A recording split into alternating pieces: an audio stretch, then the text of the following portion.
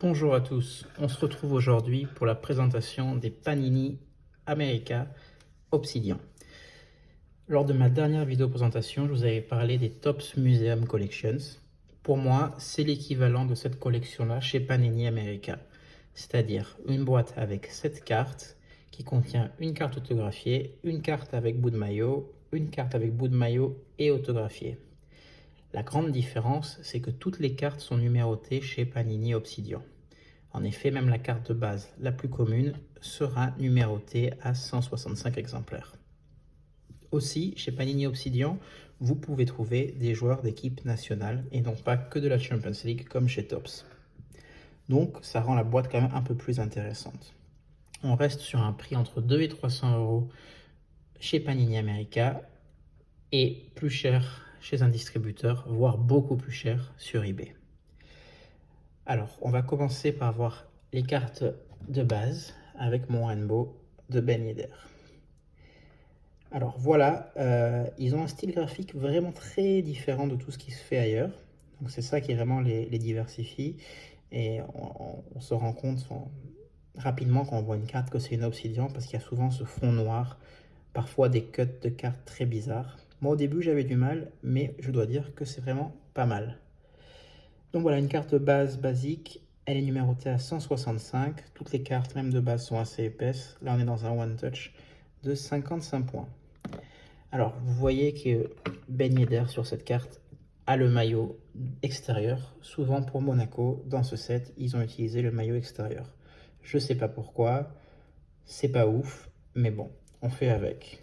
Même les photos parfois sont vraiment pas top. Si un jour vous voyez la Golovin, parce que je ne l'ai pas, je ne pourrais pas vous la montrer, la photo de Golovin est vraiment pas terrible. Là, on a le parallèle violet, tirage 65. Le parallèle orange, tirage 35. Le parallèle vert, tirage 25. Le parallèle jaune, que j'aime bien, c'est peut-être mon préféré, sauf la dernière que je vais vous montrer, qui est pour moi la plus belle, qui est tirage 15. Le parallèle rose, tirage 11. Voilà.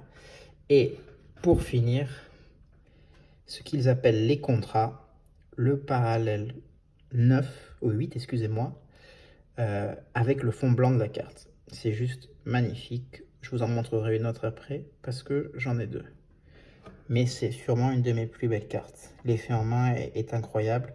Ça rend en effet beaucoup mieux qu'en noir. Donc il me manque la 1-1, que je n'ai jamais vue, que j'espère un jour avoir, pour compléter ce rainbow. Dans les dernières collections, ils ont même fait des cartes, je crois, numérotées à 3 ou numérotées à 9, avec des fonds rouge, bleu, et ça rend pas mal du tout. Alors je vais vous montrer un autre joueur que j'ai. C'est Benoît Badiachil, parce que c'est sa rookie card chez ces Panini Obsidian dans ce set-là. J'en ai que deux. La jaune, donc numérotée à 15, parce que je trouve qu'elle fait très jolie avec le maillot noir et le sponsor doré. Voilà. Et la contrat numérotée à 8 du rookie, superbe. Dernière carte de base que je vais vous montrer sur le set de cette année, c'est la carte rookie équipe de France de Tchouaméni.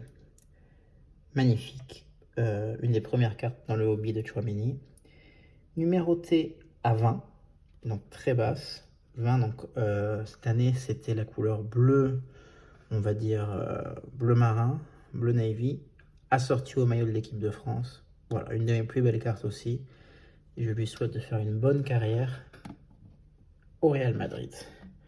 Alors maintenant, avant de passer aux autographes, je vais vous montrer une carte que j'ai reçue il n'y a pas longtemps, vous avez peut-être déjà vu. Une insert Vitreus de Gelson Martins. Voilà, pour vous montrer qu'ils font aussi des cartes horizontales. La photo, encore une fois, pas top. Maillot bleu, vous avez vu Badiachil, maillot noir. Donc toujours pas encore un maillot rouge et blanc. Bravo Panini America. Numéroté à 65, les violettes. comme pour la Ben Yedder que vous voyez ici.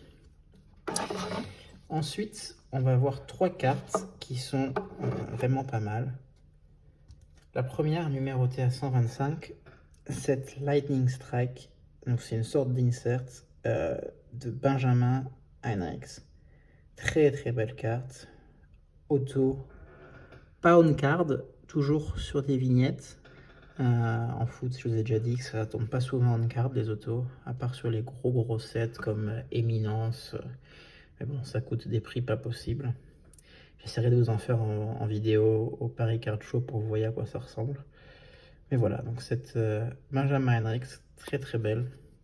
Je vous l'ai déjà montré, c'est un des joueurs que j'ai trouvé pas mal quand il était à Monaco, même si c'était pas sa meilleure forme. On le faisait jouer, je vous rappelle, en milieu de terrain, alors qu'il était défenseur latéral. Je vous montre ensuite cette João Moutinho. Il a le maillot du Portugal, une sélection, mais avec un patch triple. On voit très clairement que c'est un patch de l'AS Monaco. À mon avis, il y a un bout du fait comme ici, un bout de son numéro de maillot ici, et là, un bout du patch de la Liga. Donc voilà, très facile à reconnaître. Elle est numérotée à 25, parce que vous voyez donc que c'est un peu vert le contour de la carte, donc c'est le parallèle vert. 25 comme pour la Ben Yedder qui était à 25. Et la dernière, je vous l'ai déjà dit, Panini n'aime pas le maillot rouge et blanc de Monaco, donc maillot bleu sur celle-là pour Fabregas et cette carte Auto-Patch Matrix. Voilà, donc c'est une numérotée à 30, donc c'est le parallèle orange, parce que vous voyez les lignes oranges là. L'auto, toujours très simple de Fabregas, j'ai plein de cartes de lui, c'est toujours plus ou moins pareil. Patch de maillot rouge, alors j'espère que c'est un patch de l'AS Monaco, mais les connaissances, ça peut aussi être un vieux maillot d'Arsenal ou un maillot de l'Espagne. Mais bon, je pense vraiment que c'est un patch de Monaco. Vous allez voir que sur les deux cartes, hein, comme chez Topps, c'est bien marqué que le maillot est Player One. Voilà, c'est marqué là. Et celui-là, il est Match One. Donc, Player One porté par le joueur. Et là, Match One, c'est-à-dire porté par le joueur en match. La différence, je vous avoue que je sais pas trop. Peut-être que Player One, ça veut dire que il a peut-être pas joué le match, mais il a porté. C'est un peu des termes qui peuvent prêter à confusion, je vous l'accorde. Mais au moins, c'est les joueurs en question sur la carte qui les ont portés. Alors qu'il y a des cartes, notamment, si je ne me trompe pas, c'est la Mbappé de chez Topps Museum, où il y a marqué que le bout de carte, le bout de maillot qui est sur la carte n'est pas assigné à un joueur spécifique. C'est-à-dire que s'il faut, c'est même pas lui qui la porte, ce qui rend le concept complètement débile. Et donc vous savez pas si vous avez un bout de maillot qui appartient au joueur qui est sur la carte. Bon, il n'y a pas que Panini qui fait n'importe quoi. Topps, ça leur arrive aussi assez régulièrement. Si vous avez déjà acheté des cartes chez eux, vous connaissez leur service client qui est complètement absurde. Voilà, donc là vous voyez toute ma collection de Panini Obsidian. Je pense qu'elle va grandir un peu dans le futur parce que je compte acheter d'autres cartes. Alors je cherche toujours la Golovin Contra qui était apparue sur eBay il y a quelques mois et qui était partie pour une centaine d'euros que j'avais raté. J'ai eu ces deux contrats, celle de Ben Yedder et la Badiachil, pour beaucoup moins cher par un mec à Singapour. Mais voilà, ça fait partie des parallèles qui sont les plus recherchés et des cartes les plus sympas d'avoir pour un joueur chez Panini Obsidian. Voilà, écoutez, j'espère que ça vous a plu. La prochaine fois, je pense qu'on parlera des Panini Gold Standards, un set que j'ai connu assez tard et qui est pas mal du tout. Mais bon, ça c'est pour autre chose. En tout cas, là, vous avez une vue d'ensemble de Panini Obsidian. Et au début, j'avais du mal avec le design, mais je dois dire qu'au final, je suis assez fan. Allez, à plus!